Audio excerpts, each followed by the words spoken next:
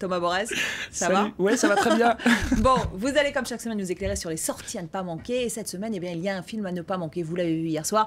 C'est le film de Clint Eastwood, Jersey Boys, un film qui retrace la carrière d'un groupe américain des années 60, The Four Seasons. Oui, alors j'ai vu hier soir et je suis encore en train de chanter, de claquer des doigts. C'est vraiment le feel-good movie, c'est à voir. Et pourtant réalisé quand même par Clint Eastwood qui a 84 ans. C'est quand même déjà son 34e film. Alors Jersey Boys, c'est l'histoire vraie d'un groupe des 60s. Ils étaient 4. Ils formaient The Four Seasons. Ils ont fait plein de tubes, hein. Je vais vous épargner les chansons ici. Bref, ils ont commencé dans le New Jersey, d'où le titre du film.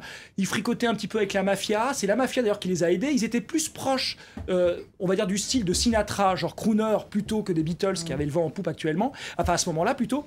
Et donc, la particularité, c'est une voix extrêmement fluette, leur leader. Ils ont fait des tubes imparables. Regardez, écoutez, écoutez bien. Et surtout, ne chantez pas.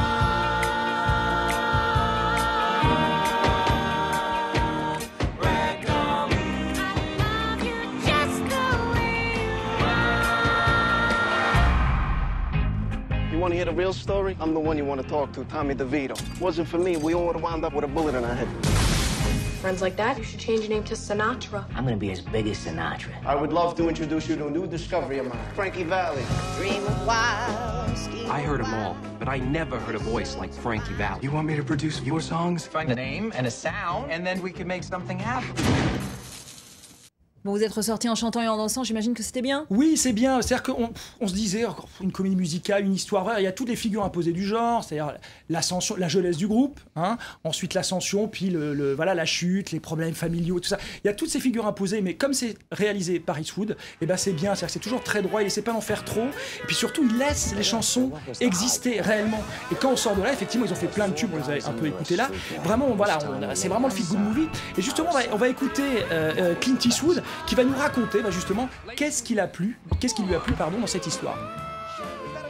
Ils étaient plus souvent en prison qu'à l'extérieur et avaient toujours des problèmes avec la justice. Quand ils se sont mis à faire de la musique, ça les a motivés pour s'en sortir. Parce qu'ils ont eu du succès tout de suite, ça les a sortis de leur milieu.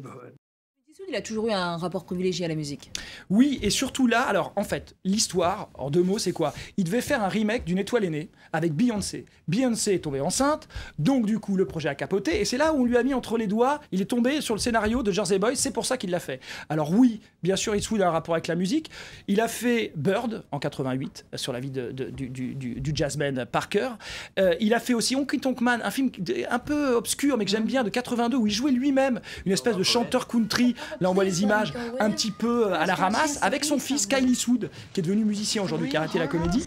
Et voilà, il a fondé un label, il a composé des musiques. Son fils fait de la musique. Bref, c'est quelqu'un qui adore ça. Et il fait maintenant même ses propres BO, Clint Eastwood. C'est un multi-instrumentiste, il est génial. Voilà. Bon, on va quand même parler du reste, des autres sorties de la semaine. Et vous allez nous parler d'une histoire d'amour sur fond d'intrigue criminelle avec ce film The Two Faces of January. Voilà, The Two Faces of January. Alors, c'est un premier film d'un mec qui s'appelle Hossein Amini. Alors, vous le connaissez peut-être pas, mais vous connaissez ses histoires parce que c'est lui notamment qui a fait le scénario de Drive. Vous voyez, ce film avec le beau Ryan Gosling. Voilà.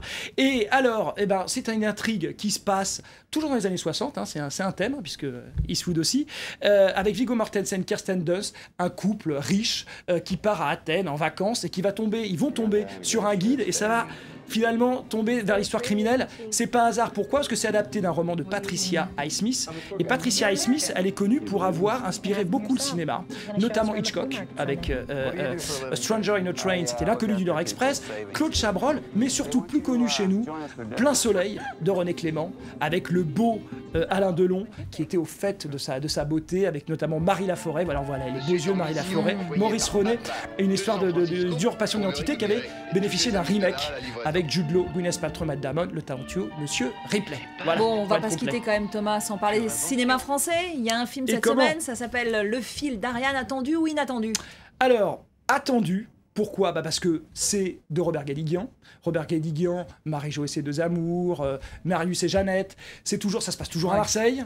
Voilà, à l'Estac, précisément, le quartier populaire de l'Estac. C'est toujours avec sa femme, émuse, Ariane Ascaride, d'où Au fil d'Ariane. Voilà, donc c'est toujours un peu les figures imposées. Et pourtant, il arrive un petit peu à nous séduire. Pourquoi? Parce qu'il fait un film presque fantastique. En 2 mots, c'est quoi? Une femme, c'est le jour de son anniversaire. Il n'y a personne autour du gâteau. Ni ses copains, ni sa famille. Donc elle décide de partir et d'aller. Elle se retrouve dans un petit bar de l'Estac. Elle va rencontrer plein de personnages en couleur.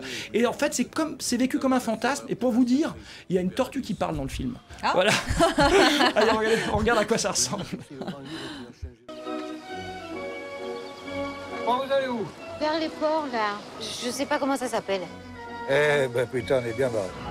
Vers les ports, je sais pas comment ça s'appelle. Hein, la voix? La voix de ce type? Ah non, je prends pas la carte bleue, moi. Vous croyez quoi, que je vais engraisser les banques? Mais c'est quoi, ça? On peut plus vivre dans un monde comme ça! J'ai vu le coup venir, là, quand j'ai entendu le scooter. Oh, mais hurlez pas comme ça! Tiens, je vais vous mettre du Schubert. Ça va vous calmer. Bon, on n'a pas vu la tortue, on a vu Ariane Ascaride et surtout on a vu du soleil et la mer. Voilà, c'est bientôt l'été. Ça donne envie. Voilà. Mais avant de partir en vacances, vous reviendrez quand même. Mercredi prochain, Thomas? Bien sûr, fidèle au poste. Voilà, on vous retrouve à la même heure, le même jour, le mercredi, le jour des sorties ciné. Voilà. On passe à l'actualité sportive, on s'en lasse pas. De nouveau, un petit point sur le mondial de football, le programme du jour.